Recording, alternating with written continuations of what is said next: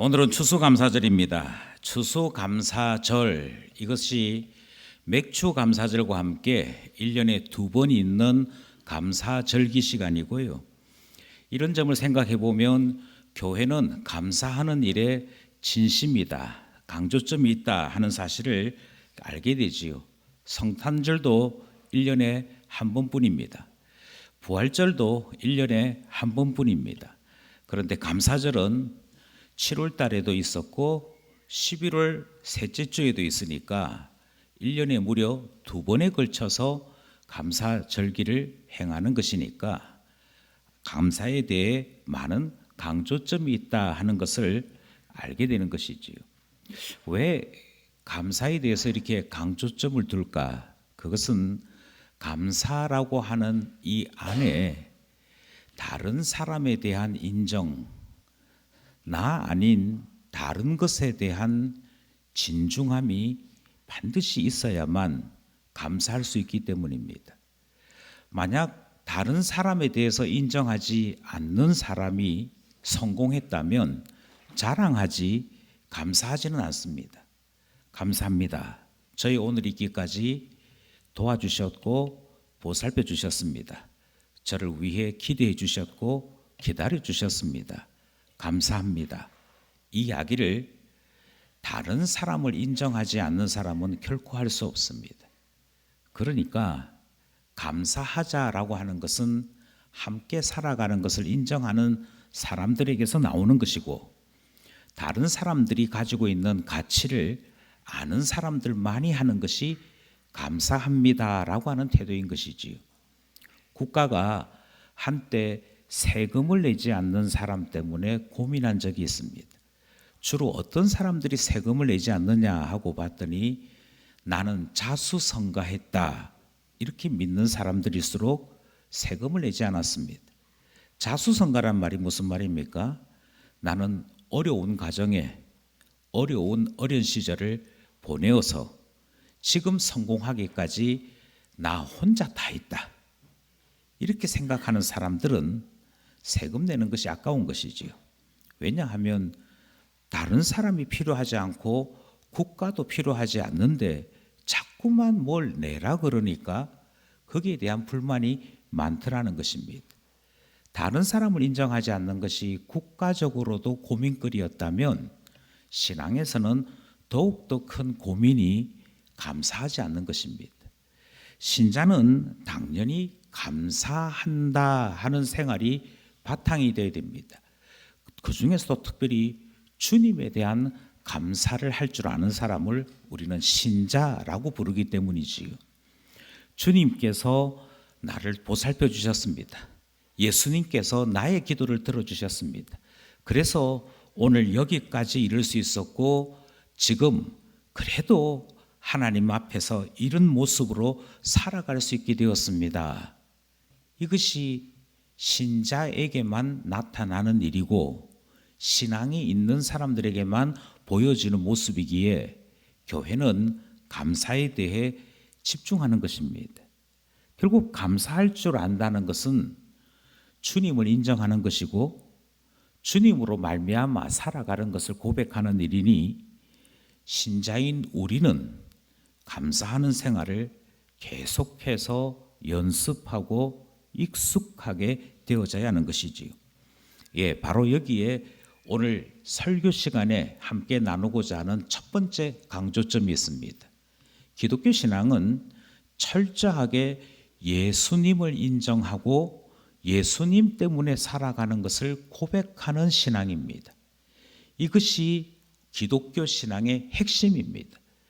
당신은 왜 교회를 다니느냐 이렇게 얘기한다면 그 이야기의 답은 이와 같습니다. 예수님 때문에, 예수님 만나려고, 예수님께로부터 도움을 얻기 위해 나는 교회를 간다라고 이야기해야 하는 것이지요. 오늘 우리가 함께 나누어 읽었던 성경 말씀은 예수님께서 제자들을 부르시는 말씀입니다. 예수님께서 제자들을 부르시는데 이 제자들을 부르시는 핵심이 17절 말씀입니다. 17절 말씀을 다시 한번 함께 합독하겠습니다. 시작. 예수께서 이르시되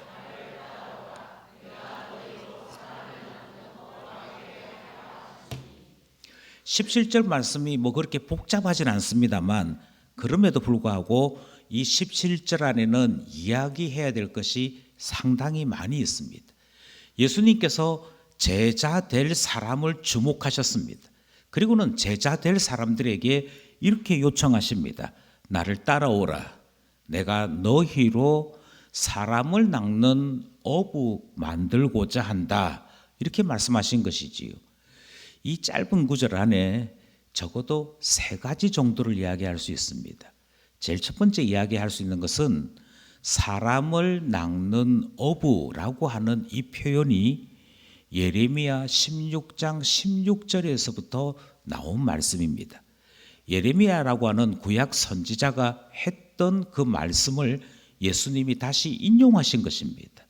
그것도 어부인 그 사람들에게 예레미야가 선지자 했던 사람 낚는 어부 만들겠다 하시는 말씀을 그대로 다시 선포하시면서 이 말씀을 하신 것이지요. 그러니 예수님께서 말씀하신 이 말의 의미를 알려면 우리는 예레미야 선지자가 했던 그 이야기는 어떤 의미인지를 살펴야 합니다. 그러니 한참 이야기할 수 있다는 것이지요. 두 번째는 예수님께서 나를 따라오라 말씀하시면서 제자들이 보인 행동은 배와 부친을 버려두고 쫓았다. 성경이 그렇게 말씀합니다. 배와 부친을 취하는 것하고 제자로 살아가는 것은 함께 존재할 수 없습니다.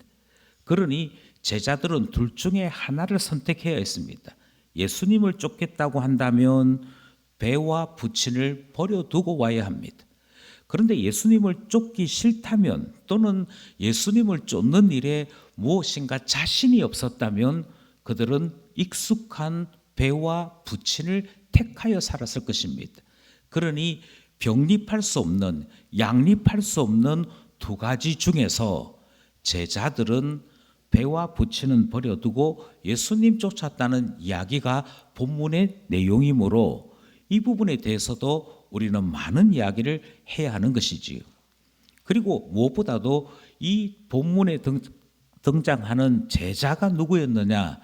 우리 본문이 자세하게 소개하고 있는 것처럼 베드로였고 안드레였고 야고보였고 요한이었다 하는 말씀을 우리는 본문에서 찾을 수 있고 이것에 대해 이야기할 수 있는 것이지요. 그런데 오늘은 이 모든 이야기를 다 지나가려고 합니다. 지나가는 이유는 두 가지입니다. 첫 번째는 이 17절에서 강조하고자 하는 핵심은 따로 있기 때문입니다.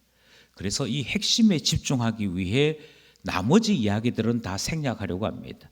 두 번째 이유는 우리는 12시 30분에 무슨 일이 있어도 밥을 먹어야 합니다. 그래서 길게 이야기할 수가 없습니다. 집중하고자 하는 이야기의 핵심이 무엇이냐 하면 예수님께서 나를 따라오라 말씀하신 이것입니다. 예수님의 표현은 나를 따라오라 그렇게 말씀하셨습니다. 그런데 이걸 영어로 이야기하면 behind me라는 단어인데요. 헬라어의 정확한 뜻은 그 뉘앙스는 무엇이냐 하면 내 뒤에 따라오라 하는 뜻입니다. 나를 따라오라 한다고 해서 예수님 곁에서 따라오는 것이 아닙니다. 이 말씀의 뜻은 너가 이제부터 제자로 살아야지 라는 뜻인데 제자로 산다는 것은 예수님 등 뒤에 딱 붙어서 예수님 뒤통수 보면서 따라가는 것, 그 말씀을 하고 계시는 것입니다. 그러니 신자는 어떤 사람인가라고 하는 것을 자세히 기억해야 합니다. 신자는 예수님 쫓아가는 자가 신자입니다. 예수님 쫓아가서 예수님이 가는 그 길에 똑같이 따라가는 자, 우리는 그 사람을 신자라고 부르고요. 예수님 따라가는 그들의 삶을 신앙생활이라고 부르는 것입니다. 그러니 우리는 오늘 이 본문에서 한 가지 집중하고자 하는 바가 있습니다. 예수님께서 제자들을 부르십니다. 그런데 그 제자들에게 너가 해야 될 일은 딱 한 가지야. 딴 것 필요 없고 내 뒤에 서서 내가 가는 거기에, 내가 가는 그 방향에 그대로 따라만 오면 돼. 다른 것 볼 것 없고 내 뒤통수 보면서, 내 등을 보면서 따라오는 것, 그거 하는 일이 제자라는 일이야. 할 수 있겠니? 물으셨다는 것입니다. 그리고 이 일을 위해 제자들은 그들이 가지고 있는 풍요로움, 그들이 가지고 있는 부유로움을 내버려 두고 예수님 쫓았더라 하는 이야기가 본문이 우리에게 말씀하는 핵심입니다. 그러니 신앙이 무엇입니까? 신앙은 앞서 가신 예수님 따라가는 것입니다. 앞서 가신 예수님을 쫓아가는 것이 신앙입니다. 우리가 이 점을 기억하면서 교회 왜 가느냐? 신앙 왜 하느냐? 그것에 대한 정확한 질문의 답을 찾을 수 있어야 하는 것이지요. 교회는 자랑하러 가는 것이 아닙니다. 교회는 예수님 쫓아가서, 예수님 따라가서 예수님 때문에 오늘 나 자신이 존재할 수 있었음에 대해 감사하는 것, 그거 하고자 신앙생활 하는 것이고, 그거 하는 것을 우리는 신앙생활이라고 부르는 것이지요. 이 말을 곰곰이 생각하시면 자연스럽게 기독교 신앙은 동사에 가깝다 하는 사실을 깨닫게 됩니다. 기독교 신앙은 명사가 아닙니다. 그것도 추상명사는 아닙니다. 그런데도 불구하고 자꾸만 우리는 추상명사처럼 기독교 신앙을 생각합니다. 교회를 한참 전에 다니시다가 장기 방학에 들어서신 분이 계십니다. 물어봐요. 너는 종교가 뭐냐? 이렇게 물어보면 신비적 기독교 신앙. 내가 교회를 안 나간 지는 한참 됐지만 그래도 네 종교가 뭐냐 물으면 난 기독교. 이렇게 이야기하는 것을 우리는 자꾸 용납합니다. 그럴 수 있다. 왜냐하면 그것도 신앙이라고 생각하기 때문입니다.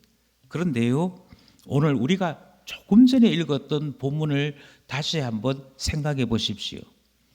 기독교라고 하는 이 신앙은 명사형이 아닙니다. 나는 내 마음속에 예수님을 사랑하는 마음이 있어. 나는 나의 정체성이 기독교 신앙에 가까운 것 같아. 그러니 나는 신자야. 이렇게 말하는 것을 허용치 않습니다. 반대로 기독교 신앙이 무엇이냐 물으면 동사형에 가깝습니다. 너 신자니? 그러면 신자로서 너 증명을 해봐. 이렇게 얘기할 때 내가 지금 이렇게 하고 있으니, 내가 이렇게 살고 있으니 나는 신자입니다 라고 말해야 한다는 것입니다. 어떻게 해요? 예수님 따라가고 있습니다. 예수님 등을 보면서 예수님 가신 그 길을 쫓아가고 있습니다. 그래야 신앙인이라는 것이지. 그러니 묵상하고 있다, 마음으로 나는 예수님을 더 좋아하고 있다, 나 언젠가는 교회 가려고 생각하고 있다, 이것은 신자라고 이야기할 수 없는 것이고 신앙이라고 이야기할 수 없다는 것이지요. 이것은요, 초대 교회의 역사에서 일관되게 설명하고 있는 바입니다.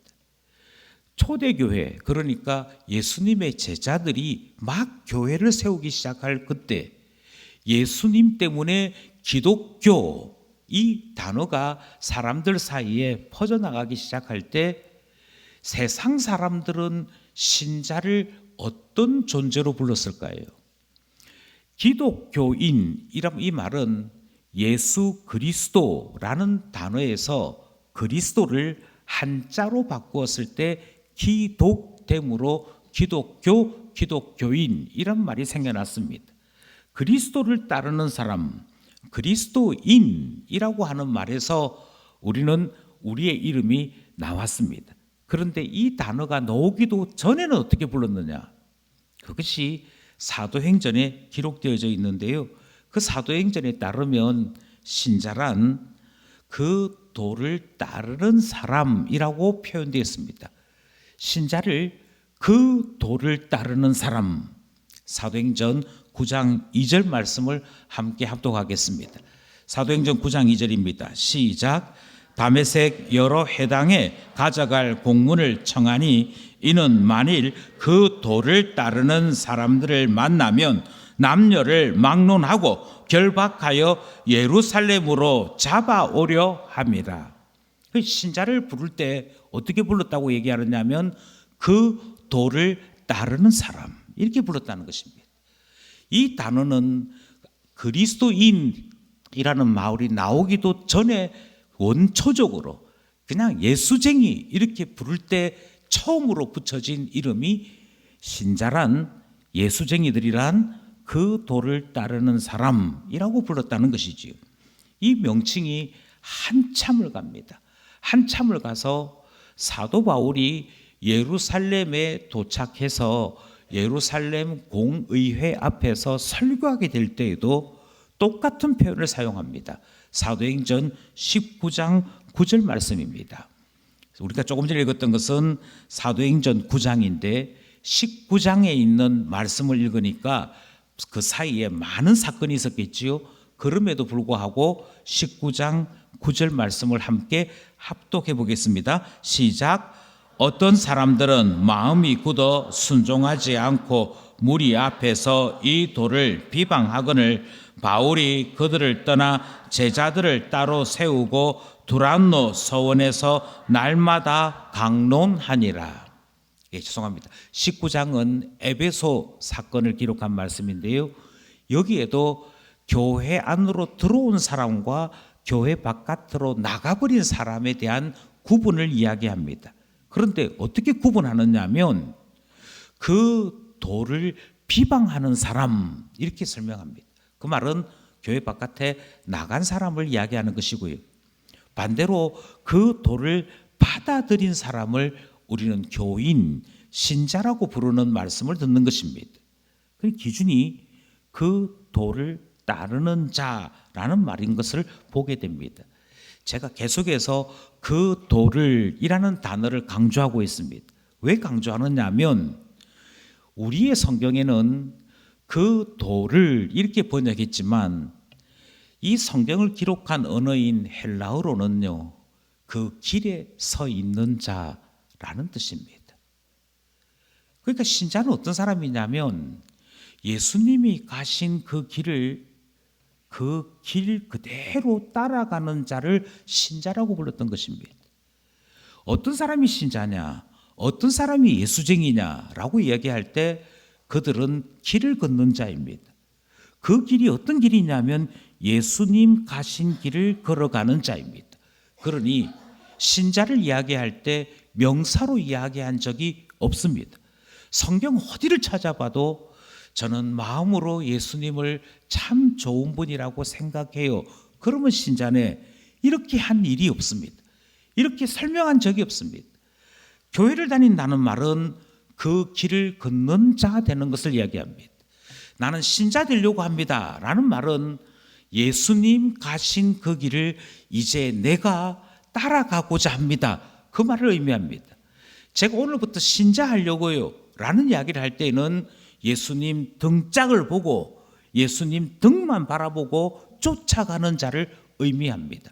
그러므로 우리의 신앙에는 명사가 없습니다. 우리의 신앙은 항상 행동이 있습니다. 동사에 가깝습니다. 역동이 있습니다. 힘이 있습니다. 그러므로 저는 다시 한 번 더 강조해서 말씀드립니다. 신자는 누가 신자냐? 예수님 가신 그 길을 따라가는 자가 신자입니다. 저는 이 사실을 다시 한번 생각하면서 추수감사절 오늘 이날에 우리 자신들을 돌아보고자 합니다. 추수감사절입니다.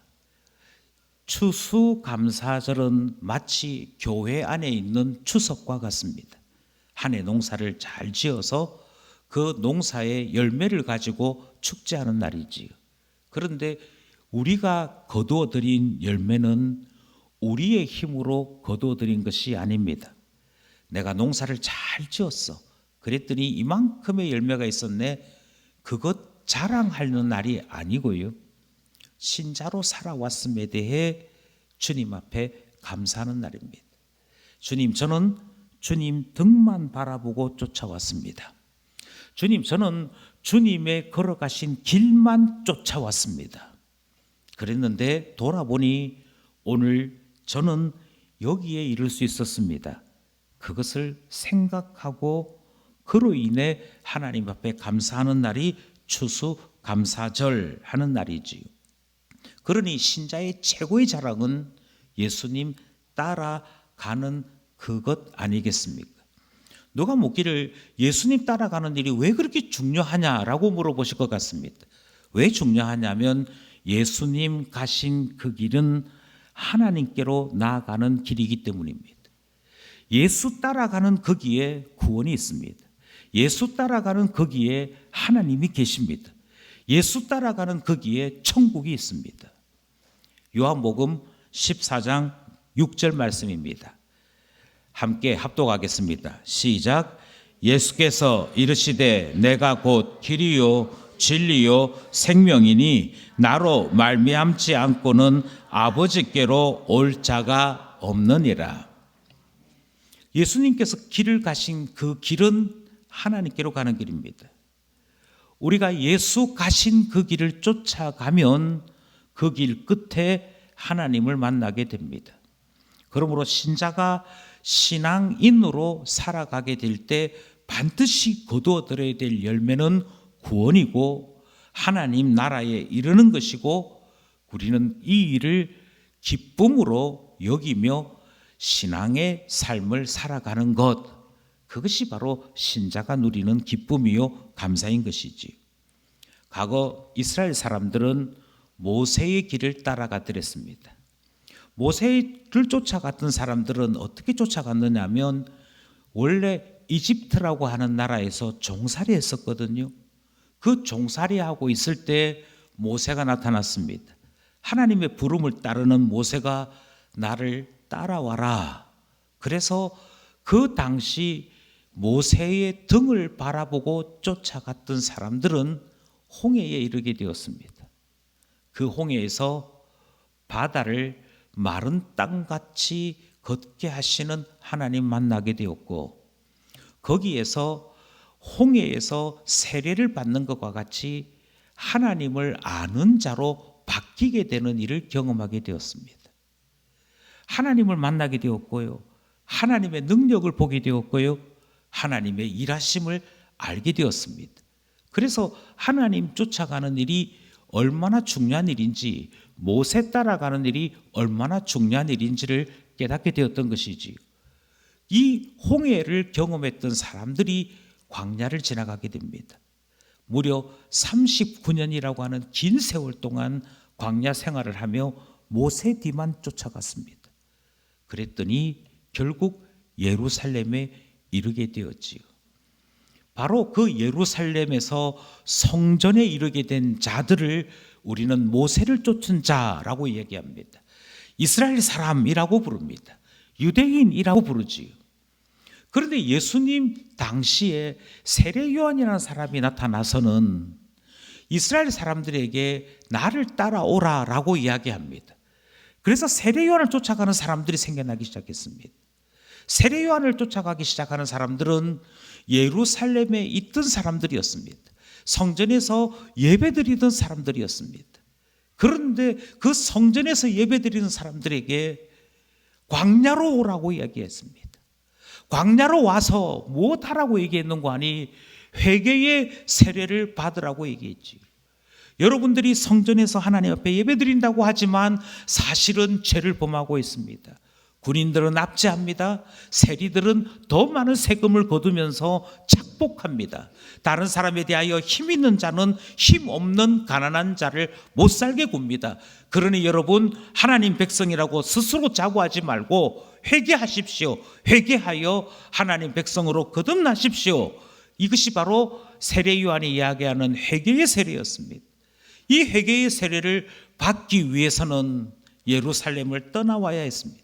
그리고 광야에서 세례 요한에게 세례 받는 것이었으며 이 세례를 받은 자들은 다시 죄를 범하는 삶으로 돌아가지 아니한 채 비록 가난할지라도 비록 힘없는 자로 보일지라도 하늘의 소망을 두고 살아가는 광야의 삶을 세례 요한과 함께 살게 되었던 것이지요.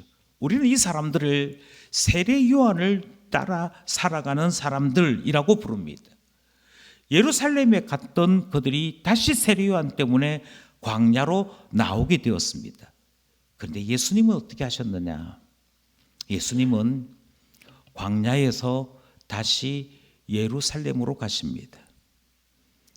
광야에서 다시 예루살렘으로 가신 이유는 모세와 같이 성전으로 이스라엘 사람들을 이끌기 위해서 가신 것이 아닙니다. 예수님께서 예루살렘으로 가신 이유는 그가 십자가 지시기 위해서였습니다. 제자들이 말렸습니다. 예수님, 지금 예루살렘으로 가시면 죽게 됩니다. 그런데 예수님은 모든 사람을 대신하여 죽으시는 것을 영광이라고 부르셨습니다. 그리고 십자가를 지셨고 모든 사람의 죄를 대신하여 죽으셨습니다.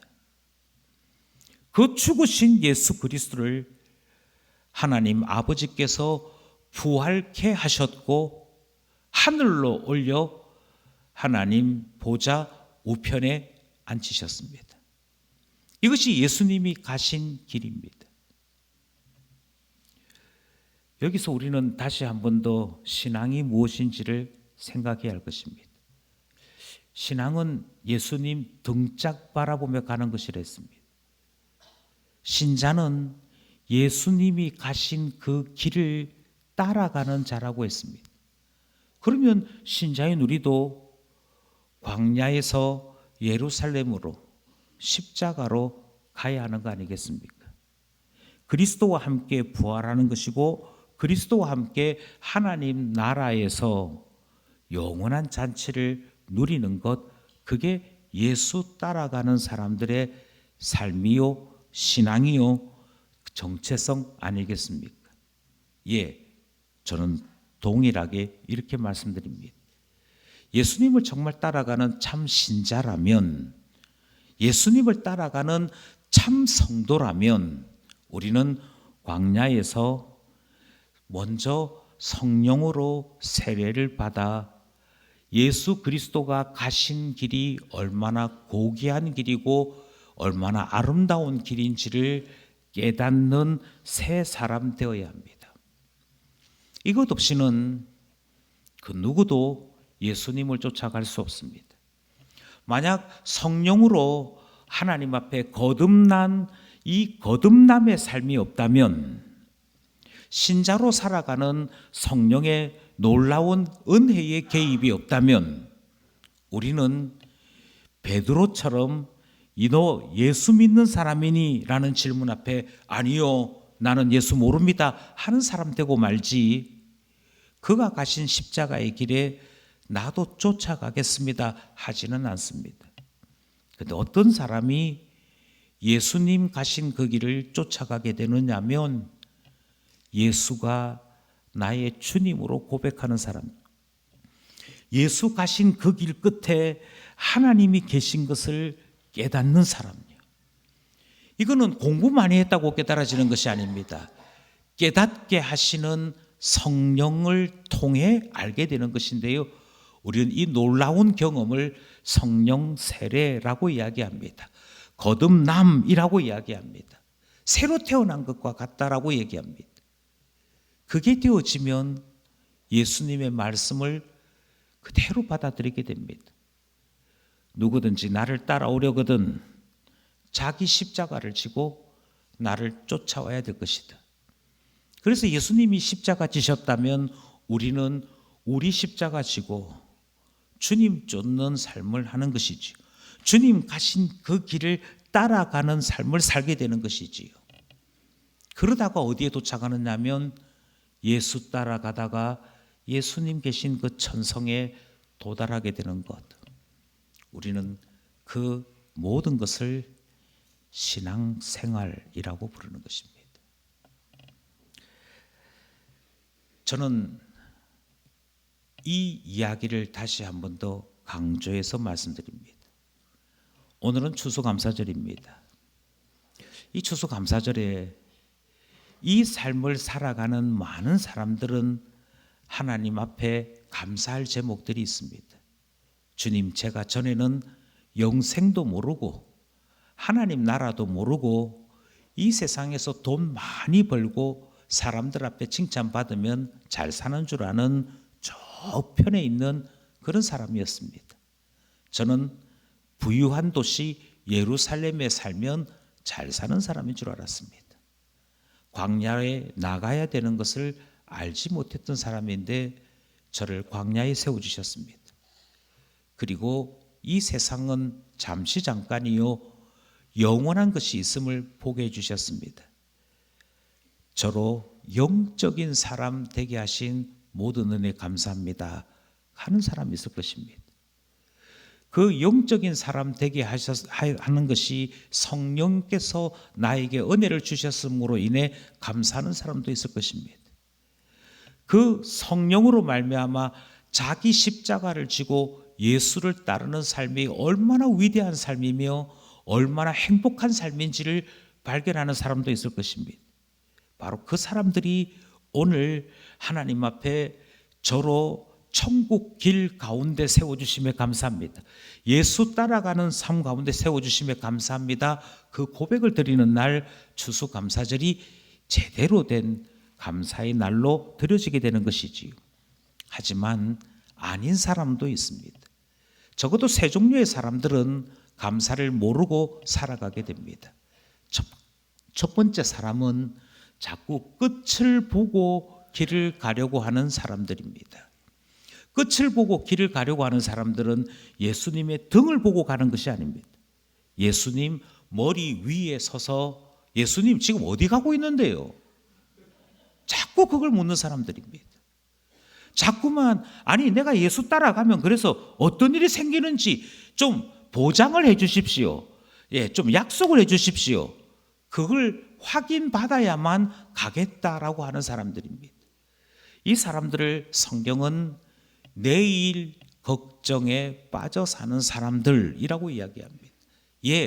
내일을 걱정하는 사람들은 한 가지 공통점이 있습니다.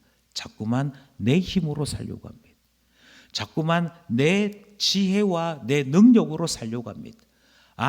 결국 이렇게 된다는 얘기네. 결국 이렇게 되니까 이렇게 하면 되겠구나. 이런저런 생각으로 살려고 하기 때문입니다.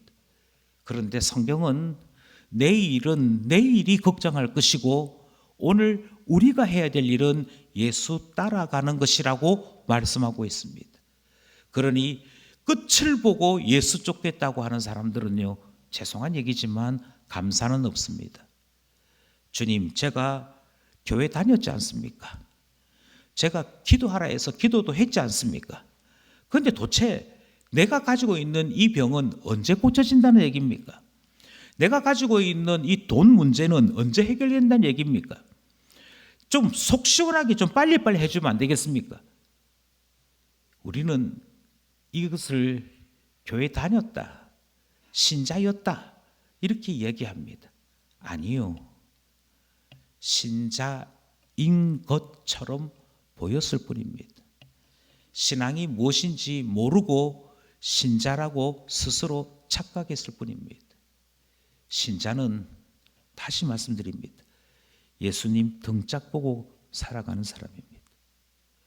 오늘 하루 예수님이 가신 그 거리만큼 쫓아가는 사람입니다.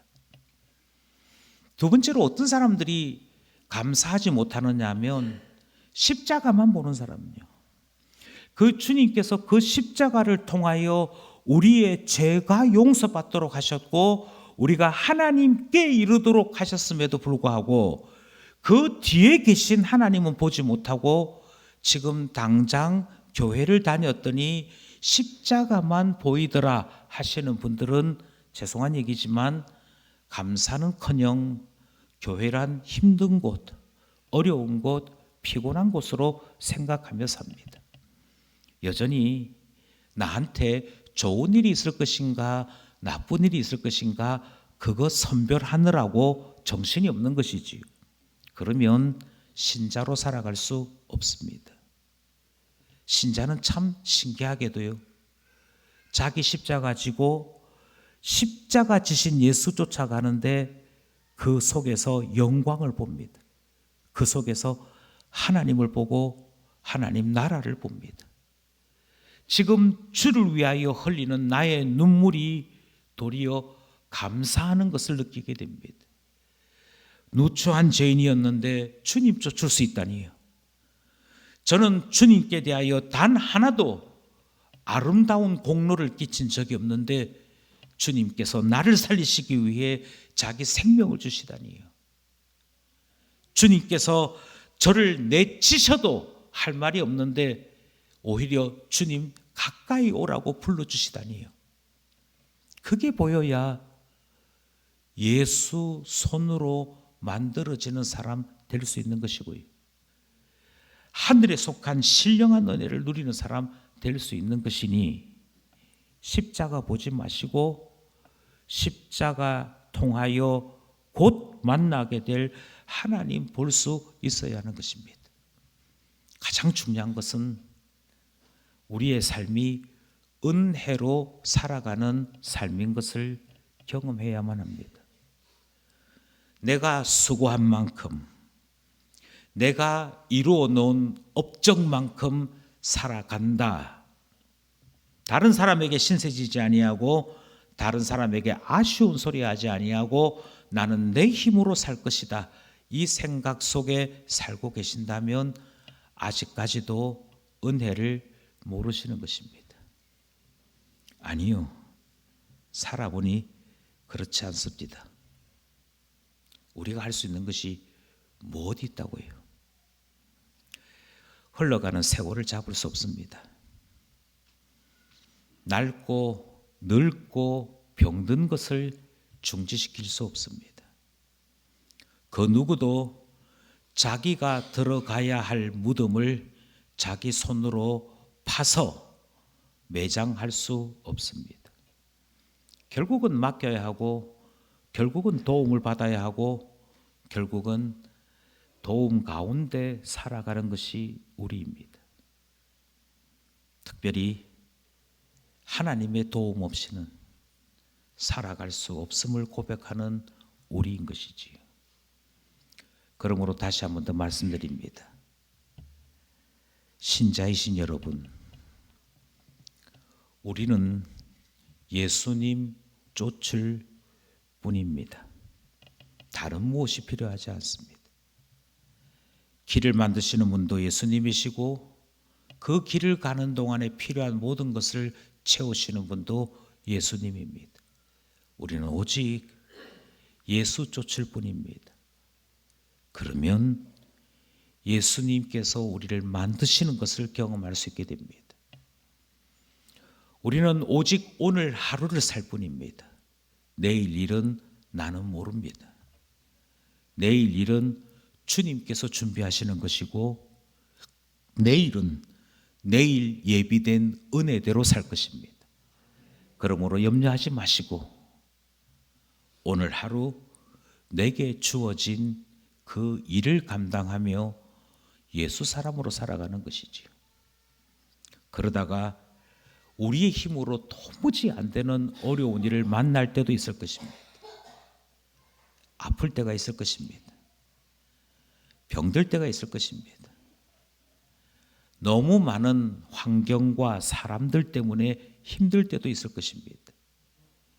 어찌하지 못하는 정말 생각조차도 하고 싶지 않은 일을 경험할 때도 있을 것입니다.